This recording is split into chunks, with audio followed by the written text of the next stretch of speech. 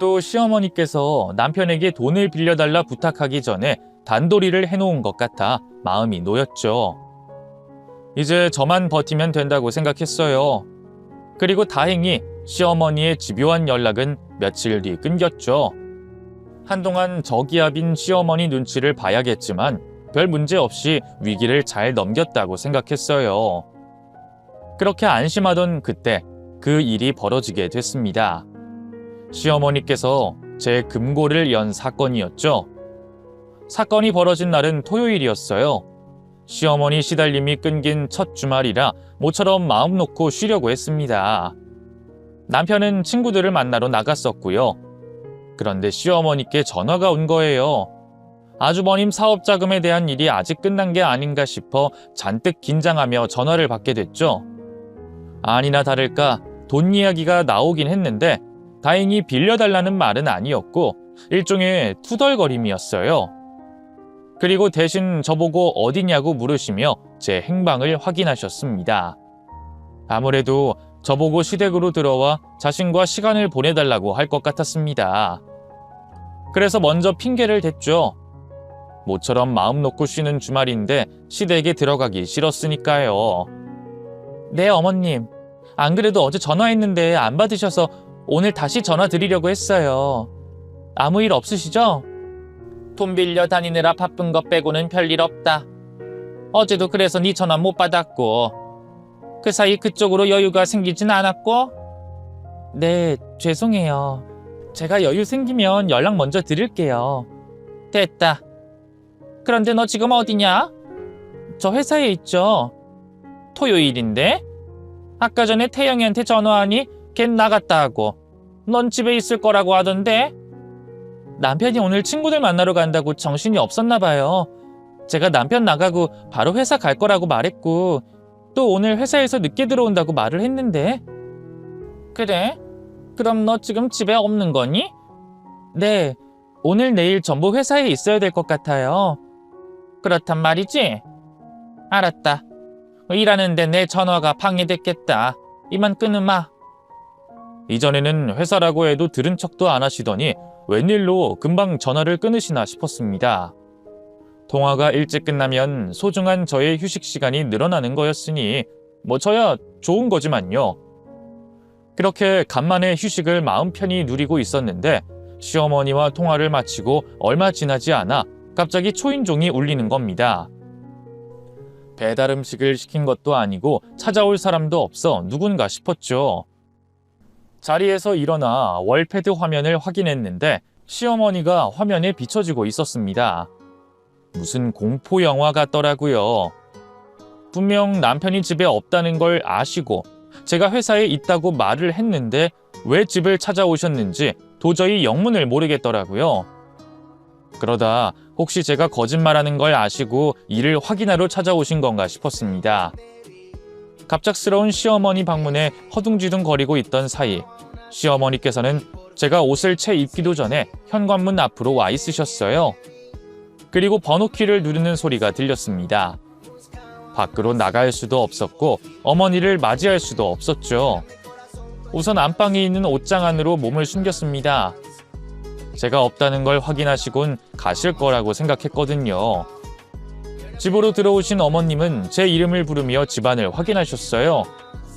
저는 숨죽이며 옷장 안에 숨어 있었고요. 집 이곳저곳을 확인하시던 어머님은 이내 안방으로 들어오셨고 화장실 안까지 확인을 하셨죠. 그런데 화장실 쪽으로 간 뒤 어머님의 발소리가 더 이상 들리지 않는 겁니다. 그리곤 이상한 소리가 들려왔어요. 처음에는 뭘 누르는 소리였는데 그 다음 소리 때문에 시어머니가 뭘 하고 있는지 알아차릴 수 있었습니다. 금고 비밀번호가 틀려서 나는 경고음이 나왔거든요. 제가 머릿속으로 상상하고 있는 모습이 맞는지 확인하기 위해 옷장 문을 살짝 열고 밖을 확인하게 됐죠. 그랬더니 제가 상상한 것처럼 시어머니가 제 금고 문을 열고 있었습니다. 그것도 금고 비밀번호를 어떻게 알았는지 제가 옷장 문을 여는 사이 금고 문이 열려 있더라고요. 다른 건 다 몰라도 시어머니가 제 금고문을 연 이유는 예상이 됐습니다. 뻔하죠. 아주버님 사업에 필요한 돈 가져가겠다고 열었을 테니까요. 돈이 없다고, 집에 없다고 거짓말을 한 저도 잘못을 한 거겠지만 그렇다고 이런 식으로 돈을 몰래 가져가는 건 있을 수 없는 일이라고 생각했습니다. 그래서 옷장을 박차고 나왔죠. 어머님, 지금 뭐 하시고 계시는 거예요? 왜 남의 금고문을 여세요? 어머, 나 깜짝이야. 너가 왜 여기 있니? 너 회사에 있다면서. 그건 나중에 말씀드리고요. 지금 뭐 하시는 거예요? 금고 열어서 뭘 어떻게 하시려고요? 그 안에 있는 돈이라도 가져가시려고요? 가져간 그 돈 아주버님 사업 자금으로 쓰시려고요? 아무리 자식을 위한다고 해도 그렇지 이건 아니지 않아요? 아주버님이 사업 못한다고 뭐 잘못되는 것도 아니잖아요. 누가 내 아들 사업 자금으로 가져다 쓰겠다고 했니? 너는 왜 하지도 않은 말을 지어내고 그러냐? 내 아들 돈 네가 뺏었을까 봐 열었다. 네가 하도 돈 없다 어렵다 이러면서 빚까지 있다고 하니 걱정돼서 온 거라고. 우리 아들 사업에 지장 줄까 걱정돼서. 어머님, 왜 계속 거짓말하세요? 아들 걱정이 되시면 아들 통장을 확인하시던가 그 이한테 직접 말씀하셔야죠. 왜 제 금고를 여시냐고요? 이게 네 금고였다고? 난 몰랐다 얘. 당연히 우리 아들 금고인 줄 알았지. 거짓말하지 마세요. 제가 이전에 제 금고라고 말씀드린 적 있고요. 어머님께서 젊은 애가 금고 쓰는 게 희한하다고 말씀하셨어요. 거기다 금고 비밀번호도 저희 아버지 생신 날짜예요. 남편 금고라면 왜 장인어른 생신을 비밀번호로 설정하겠어요? 아니 내가 그런 걸 다 기억하겠니? 안 그래도 신경 쓸 게 투성인데. 아이 그건 그렇고 너 지금까지 나한테 거짓말했던 게 한두 개가 아니다. 돈 없다고 하지 않았니?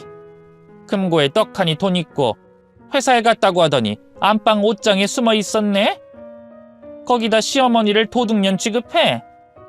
너 원래 이런 아이였던 거니? 지금까지 시어머니 속이고 있었던 거야? 방귀 낀 놈이 성낸다고 하더니 시어머닌 제 금고를 열어본 걸 자신의 아들 금고로 착각해 생긴 일이라며 유야무야 넘겼고 제가 한 거짓말과 자신을 도둑년 취급했다며 화를 내기 시작했어요. 그러더니 결혼 전 이야기까지 꺼내며 제 입에서 찍소리도 못 나오게 쏘아붙였죠. 내가 정말 어이가 없다. 어이가 없어. 너 그렇게 내 부탁 들어주기 싫었니? 돈이 가족보다 소중한 거야.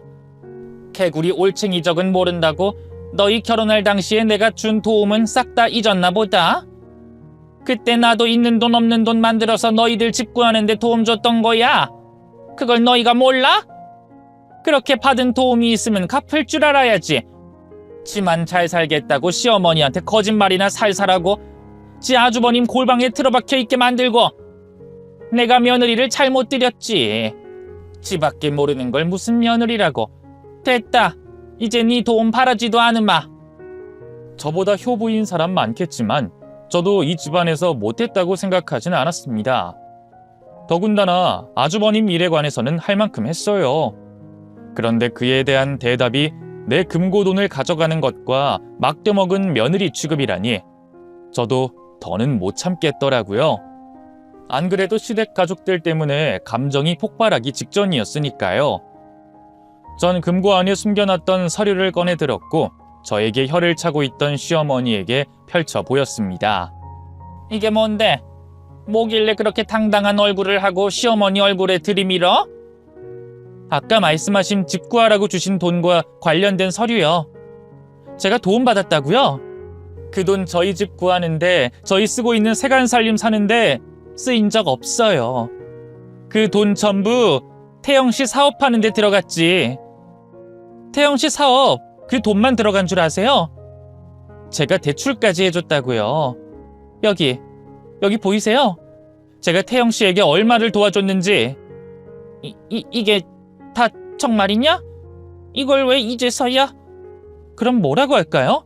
어머님 댁에 가서 맨날 남편 사업하는데 내 돈이 얼마나 들어갔다. 그 돈 다른 사람한테 빌려줬으면 이자가 얼마다. 이런 소리 하고 있을까요? 가족들 전부 밥 먹다 체하게? 제가 이 말을 가족들 다 있는 곳에서 말했으면 어머닌 평소에 사고 싶다는 물건들 입 밖으로 꺼내실 수 있겠어요? 저 가족들 불편하게 만들기 싫었어요. 내 남편 가족들이니까. 그래서 어머님이 필요하다는 거, 만나자고 하는 거 전부 비위 맞춰드리며 지냈다고요. 내가 좀 힘들더라도 가족들과 편하게 지내고 싶어서. 그게 내 남편 위하는 일이니까. 근데 어떻게 욕심을 계속 부리세요? 특히 아주버님 일, 저 정도 하면 어머님께서 아주버님 정신 차리라고 말씀하셔야죠. 저희가 사업 자금만 보탰어요. 제 주변 지인들에게 부탁까지 하면서 취직 자리 만들어보고 제 사업만 해도 바쁜 시간에 아주버님 사업 계획서 확인하고 또 아주버님 상황에 맞게 해볼 만한 사업도 구상하고 계획했잖아요. 그런데 누가 다 걷어찼는데요? 그리고 제가 말씀드렸죠. 아주버님 이번에 하겠다는 사업 완전 엉망이라고. 제가 재벌이에요? 몇천 몇억 이런 돈이 껌값이겠어요? 저한테도 큰 돈이에요. 그런데 그 돈을 마치 꼭 줘야 하는 것처럼 말씀하시면 안 되는 거죠. 거기다 제 금고까지. 이번 일 어머님께서 사과하시면, 실수라고 하시면 그냥 웃지 못할 해프닝이라고 생각하고 넘기려고 했는데 이런 취급까지 받으면서 더는 못하겠네요. 시댁 가족들한테 질질 끌려다니는 남편도 답답하고요. 뭐? 아니 그게 무슨 말이냐? 그럼 이혼이라도 하겠다는 말이야? 얘 상아야, 내가 잘못했다. 솔직히 네 금고인 거 알고 열었던 게 맞아. 내가 인정하마. 내가 내 자식 성공시켜 보겠다는 마음에 실수한 거야. 아들이 골방에 처박혀서 있는데 별별 생각이 다 들지 않겠니? 그렇다고 내가 도와줄 수 있는 상황도 아니고. 내가 정신이 참신 나갔다. 그리고 이제까지 네가 그렇게 많은 짐을 떠안고 있는 줄 몰랐어. 내가 사과하마. 그러니까 진정 좀 해라. 남편과 이혼할 생각은 없었습니다만 감정이 격해지다 보니 그런 말투가 나왔어요. 그러자 시어머니께서 당황하시며 잘못했다 말씀하시더라고요. 그 후로 시어머니께서는 제 비위를 맞춰주며 제 마음을 풀어주시려고 노력했습니다. 애초에 저도 시어머니께서 사과만 해주면 넘어가려고 했던 일이니 금방 마음을 풀게 됐고요. 그런데 제가 너무 빨리 기분을 풀었던 것 같았습니다. 아니면 어머님이 말이 통하지 않는 상대였던 거죠. 댁으로 돌아가시기 전에 저에게 아주버님 사업자금 이야기를 또 꺼내셨거든요. 그런데 이 태범이가 사업 계획을 수정해서 괜찮아지면 도와줄 생각은 있냐? 아까 보니 금고 안에 뭐가 많던데. 꼭 도와달라는 게 아니라 그런 생각은 있냐는 거지. 그땐 어이가 없어서 웃음이 나더라고요. 그래서 그냥 힘없이 안 되겠다 말을 하고 말았습니다. 저희 어머님 철이 없는 건 몰랐던 것도 아니었었으니까요. 그래도 이렇게 한번 화를 냈으니 얼마간은 말이 안 나오겠지 싶었죠. 어머님을 상대한 후 진이 다 빠져서 아무것도 못했습니다. 남편이 올 때까지 말이죠. 집으로 들어온 남편은 하루 종일 푹 쉬고 있었을 제가 힘 하나 없이 축 늘어져 있자 무슨 일이냐며 걱정을 했어요. 그제서야 조금 정신을 차린 저는 남편을 붙잡고 신들린 듯이 하소연을 했습니다. 그런데 오늘 있었던 일을 듣던 남편의 표정이 심상치가 않더라고요. 진짜 별일 다 있다 싶지? 이래서 어머님 가시고 내가 정신을 못 차렸던 거야. 그날 일을 치니까 밥 한 끼 먹을 힘이 없더라고. 정말 미안해. 그런 일 있었으면 나한테 전화라도 하지. 그러면 내가 확실히 못 박았을 텐데. 당신이? 다른 사람 일도 아니고 당신 어머니 아주버님 일인데? 됐어. 오늘 이렇게까지 했으니까 얼마 동안은 잠잠할 거야. 앞으로가 문제지.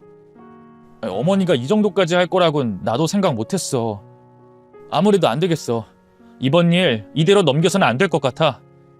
당신 말처럼 이러다간 앞으로 우리가 얼마나 더 시달리게 될지 몰라. 형도 나이가 저렇게 먹어가는데 계속 되지도 않는 사업 붙잡게 할 순 없잖아. 그게 우리 마음대로 돼? 아주버님 방패막이가 되어주시는 어머님이 계신데 내가 말했잖아. 돌아가실 때 슬쩍 아주버님 사업 관련해서 말씀하셨다니까. 내가 그 이야기 듣고 반쯤 포기했어. 그러니까 더더욱 이번 기회를 놓쳐서는 안 되는 거지. 어머니가 당신 나 도와준 거 아셨다며. 그거 가지고 쩔쩔 매셨고. 당신은 내가 하라는 대로만 해. 내가 다 알아서 할 테니. 이번 기회에 시어머니와 아주버님의 버릇을 고쳐놔야 한다는 남편은 저에게 자신이 생각한 작전을 설명해 줬습니다. 들어보니 제가 할 건 딱히 없더라고요. 남편이 어떻게 하냐가 중요한 작전이었죠. 남편은 벌써 준비가 되어 있는지 저에게 의사를 한번 물어보곤 바로 작전을 실행했어요.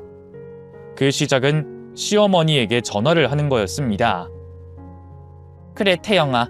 다 늦게 무슨 일이니? 엄마, 아까 상아한테 무슨 짓 하신 거예요? 지금 아들 이혼당하게 생겼다고요? 저 사람 하는 말 들어보니까 절대 농담 아니에요. 대체 뭘 하신 거예요? 뭐? 아니, 그럴 리가 없는데? 내가 너희 집 떠나기 전에 다 마무리 짓고 왔어. 그런데 상아가 너랑 이혼을 하겠다고? 저 사람은 얼마나 억울해하는지 아세요? 무슨 말을 하셨길래 자기는 평생 가도 객식구일 뿐이라고 저렇게 억울해해요. 어머니, 저 상아랑 못 헤어진다는 거 아시잖아요. 제가 상아를 얼마나 사랑하는데요. 저 평생 혼자 살다 죽어요? 이제 저도 형처럼 어머니 댁에서 얹혀 살까요? 그리고 그것만 문제가 아니란 말이에요. 그 어머니는 모르실 텐데 제가 상아한테 빌린 돈이 좀 많아요. 그거 갚으려면 저 쫄딱 망해야 돼요. 저도 지금 그 돈 갚을 능력이 안 된다고요. 저 사람 소리치는 거 들어보니까 어머니랑 형 때문인 것 같던데 우선 저희 집으로 빨리 오세요. 와서 빌든가 무릎을 꿇던가 뭐든 해봐야 할 거 아니에요. 아니, 걔는 아까 전까지 괜찮더니 왜 그런데? 알았다. 내가 지금 바로 집으로 가마. 빨리 오세요. 지금 상아 겨우 붙잡고 있어요. 형도 데려오세요. 형도 이 사람한테 잘못했으니 잘못 구해야죠. 남편은 애걸복걸하며 꽤나 실감나게 연기를 했습니다.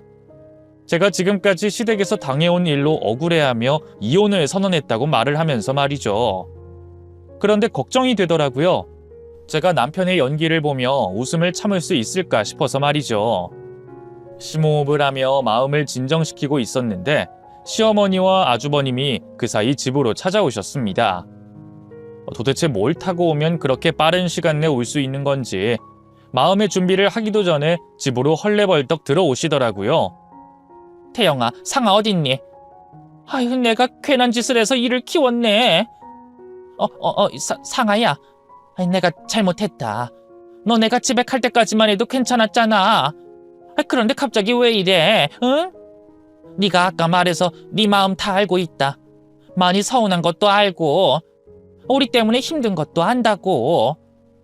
그런데 내가 앞으로 잘하겠다고 했잖니. 설마 내가 나가기 전에 한 말 때문에 그래? 그건 그냥 웃자고 농담한 거야. 알았다. 내가 앞으로는 절대 농담도 하지 않으마. 그리고 네가 시댁 일로 신경 쓸 만한 일들 만들지 않도록 할게. 내가 네 시아버지 품에서만 있어서 철이 좀 없잖니. 근데 이젠 나도 정신 똑바로 차리마. 그거면 된 거니? 남편은 그런 시어머니의 모습으로도 부족하다고 느꼈는지 더 크게 울먹이며 시어머니가 또 아주버님이 잘못한 행동을 집어서 말했습니다. 그러게 뭐 그렇게 가지고 싶은 게 많아요. 그것도 이 사람이 안 사주는 것도 아니고 알아서 다 챙겨주는데 왜 사람을 들들 볶아요. 그것뿐이에요. 나 때문에 대출까지 해준 사람이 주말만이라도 좀 쉬겠다는데 맨날 염탐하듯이 감시하고 연락하고 같이 시간 보내자고 하고 나 같아도 답답하지. 남편 놈은 사업한다고 돈 끌어다 써 대출까지 해줘. 그런데 시댁에서도 사람 정신을 빼놓는데 그리고 진짜 내가 봐도 아닌 거 형 멀쩡히 다니던 회사를 왜 그만둬? 그리고 그만뒀으면 또 이 사람이 돈 보태서 도와줬으면 열심히 하는 척이라도 해야지. 결국에 뭐냐고. 저 바쁜 사람이 나중에 일자리도 알아봐주고 사업도 구상해줬는데 그런 정성은 개무시하고 어머니도 반성하세요. 맨날 형만 감싸고 도니까 이렇게 된 거 아니에요. 들어보니까 형 사업자금 보태달라고 하다가 이 난리가 났다면서요. 남편의 열연 때문인지 시어머니께서 빌 때까지도 눈치만 보고 가만히 서 있던 아주버님도 미안하다며 저에게 용서를 구해왔습니다. 어머님은 더 말할 것도 없었죠. 납작 엎드려서는 살려달라고 비셨으니까요. 아이 상아야, 제발. 우리가 정말 잘못했다. 정말로 네가 그렇게 힘든 줄 몰랐다니까. 우린 네가 항상 웃으면서 상대해주니까 네가 그렇게 많은 짐을 안고 있는 줄 몰랐어. 정말이야. 우리가 정말 정신 차리마. 나도 태범이도 정신 똑바로 차리고 우리 며느리한테 도움되는 가족이 되도록 할게. 그러니까 제발 마음 좀 풀어라. 내가 이렇게 살려달라고 빌마. 우리들 때문에 네 사랑하는 남편과 헤어져서 되겠니? 우리가 미우면 이 집에 남아서 괴롭히던가 해야지. 응? 태범아, 너 뭐해? 너도 어서 뭐라고 말 좀 해봐라. 이러다 네 동생 이혼당하겠어. 재수씨 미안해요. 이렇게 적나라하게 듣게 되니까 내가 그동안 실수를 많이 했다는 걸 알았어요. 어머니 말씀처럼 저 때문에 태영이랑 이혼하려는 거면 두 사람이 너무 억울하잖아요. 나도 이제부터 내 앞가림 내가 하도록 할게요. 사업이든 취업이든 가족들이 신경 안 쓰도록 해볼게요. 그러니까 용서해줘요. 시어머님과 아주버님에게 처음 본 반응이었습니다. 두 사람이 하는 말을 믿어도 될진 모르겠지만 이만하면 된 것 같더라고요. 그래서 끝내긴 해야 하는데 어떻게 끝을 내야 하는 건지 난감했죠. 그때 남편이 눈짓으로 이만하면 된 것 같다며 사인을 보내더라고요. 그래서 생각해보겠다는 말로 마무리를 맺고 방으로 들어갔죠. 제가 방으로 들어가고서도 남편은 어머님과 아주버님을 붙잡고 한참 동안 대화를 나눴습니다. 그리고 무슨 약속을 받아낸 뒤 두 분을 집으로 보내드렸죠. 두 분과 한 약속은 별거 아니었어요. 그냥 재발 방지 차원에서 한 약속들인데 이미 어머님과 아주버님께서 저에게 다 하신 말들이었죠. 그 약속들이 지켜질지는 시간이 지나봐야 알 수가 있었습니다. 과연 그 약속이 다 지켜졌을 거라고 생각하세요? 정말 다행히도 지금까지 그 약속들 모두 잘 지켜지고 있어요. 그날 이후 어머님과 아주버님 모두 정말 다른 사람으로 바뀐 것처럼 행동하셨거든요. 물론 아직도 어머님께서는 나이답지 않은 생활을 하십니다. 전에 좋아하시던 트로트 가수를 여전히 쫓아다니시고 요즘도 유행에 뒤처지지 않으려고 하시지만 이전처럼 저에게 요구를 하거나 억지를 쓰시며 바라진 않습니다. 그리고 무엇보다 아주버님에 대한 말씀을 안 꺼내세요. 그래서 어머님과는 좋은 관계를 유지하면서 지내는 중이죠. 저도 너무 딱딱하고 고지식한 시어머니보다는 적당히 저와 대화가 통하는 지금의 저희 어머님이 좋으니까요. 아주버님은 다시 취업에 성공하시며 직장을 잘 다니고 있어요. 이제 사업의 사자는 꺼내지도 않고요. 거기다 착실하게 회사를 다녀서 그런지 결혼을 꿈꾸는 여자친구분도 생겼습니다. 아직 결혼 이야기가 오가는 정도는 아니지만 그 일로 시어머니께서도 입이 귀에 걸리셨죠. 이제서야 제 결혼 생활이 정상적으로 된 것 같아 마음이 너무 편안합니다. 그래서 그날 어머님께서 제 금고를 열어보셨던 일이 나쁘게만 기억되진 않아요. 그 일로 파생된 행복한 상황이 이렇게 펼쳐지고 있으니까요. 이번 일로 무조건 열을 내고 대립각을 세우는 게 답은 아니라는 걸 알게 됐습니다. 그래서 이 이야기를 듣는 구독자분들도 무조건 복수보단 이렇게 잘 해결할 수 있는 방법도 있다는 걸 알아주셨으면 하네요. 물론 복수만이 답인 경우도 있겠지만요. 어떻게 제 사연이 괜찮았는지 모르겠네요. 최대한 재밌게 이야기하려고 했는데 제가 전하려는 바가 다 전달됐으면 더 바랄 게 없을 것 같습니다.